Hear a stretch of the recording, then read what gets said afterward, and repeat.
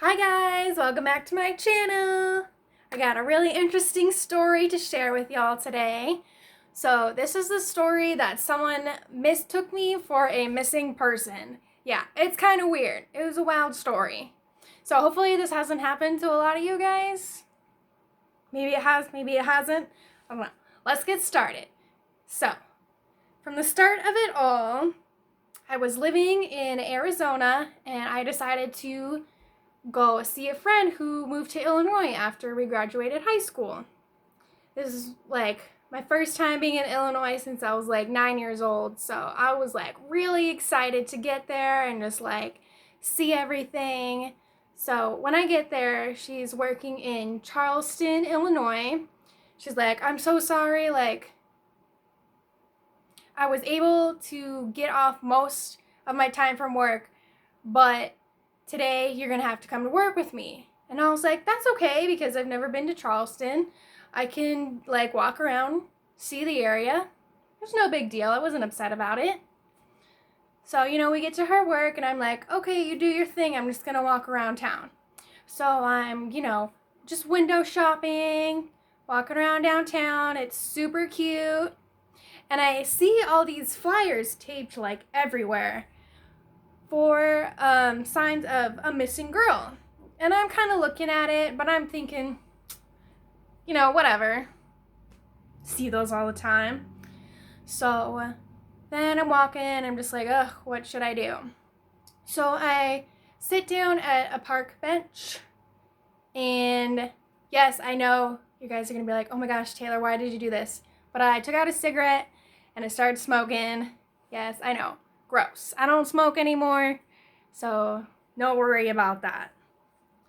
So there was I like to mention there was a sign next to the park bench that said no smoking, and this will come into play in a second. So I'm sitting there smoking on the bench, and this random lady walks up to me, and she sits down right across from me and just giving me this look. And she's studying me like really hard, and I'm just like, oh my gosh, this lady's gonna yell at me for smoking. Like, I'm not supposed to be doing this. And then she just starts asking me all these questions. She's like, what's your name? And I was like, I'm not supposed to be talking to strangers. She's like, where are you from? And I'm like, I'm not from here. I'm visiting a friend. Like, I live in Arizona. And she's just like hammering me about all these things. I'm just like, lady, I don't know you. You're making me uncomfortable. Leave me alone. So then she decides to pull out one of those missing person flyers of that girl that I had seen. And she's like, do you know this person? And I'm like, I just told you I'm not from here. No, I don't know her.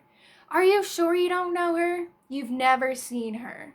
She doesn't believe me at all.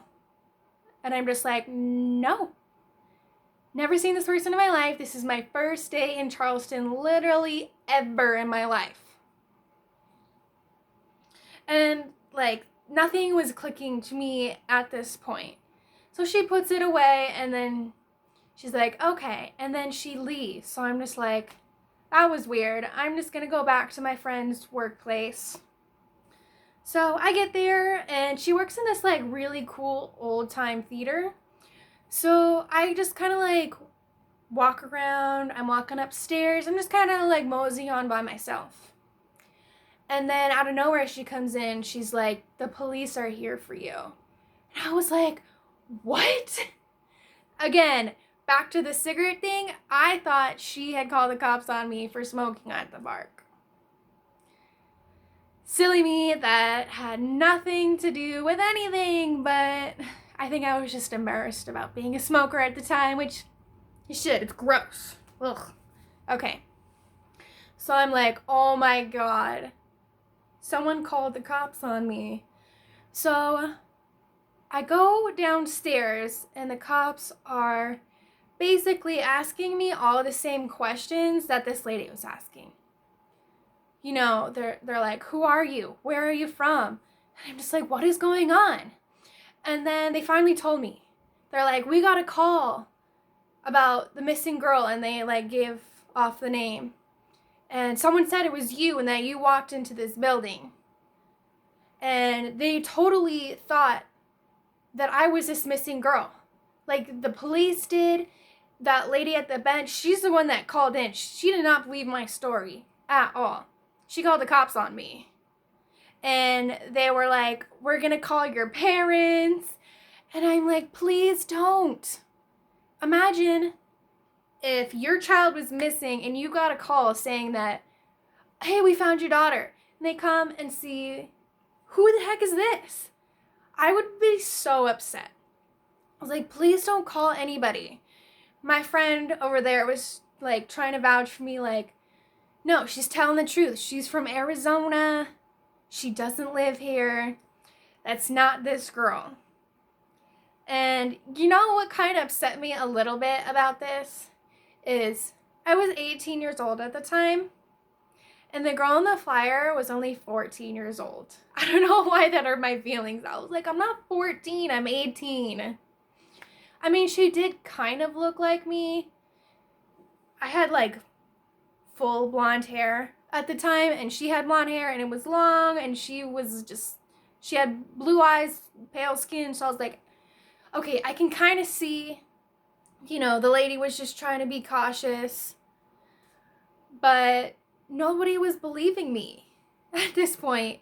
And I'm just like about to lose my mind. I'm thinking that they're just going to take me away to this stranger's house and just like, here's your daughter. No, it's not my house. So finally, I go to the car to get my wallet. And of course they followed me out there because I think they thought I was going to like run away. Which I guess if I was a runaway child, then I would. But I had to get my ID to show them that I was, in fact, from Arizona. And my name was Taylor. And it was not whatever they were calling me. Anna or something. I don't even know. But they kept calling me her name. And I'm just like, no, Taylor with the T. So yeah, that was just like, I thought, one of the craziest things ever. Because we finally were able to convince them with the ID that, that person wasn't me. And they were just like, oh, we're so sorry. We got the call that you were this person. And I feel bad. I never know or I never found out if that girl was ever found. I felt super bad. But at the same time, I was freaking out because I don't get a run-in with the cops very often. So I was just like shitting my pants. I was like, I'm in trouble. They're going to take me away. It was super weird. But thankfully everything was, cleared out. We got it all straightened away. They left, and me and my friend were just like, she's like, okay, you're not leaving this building anymore. No one is going to mistake you for this girl again.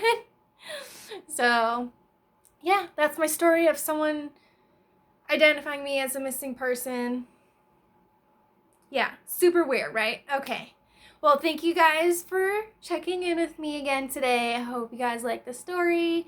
Make sure to like, comment, and subscribe to my channel.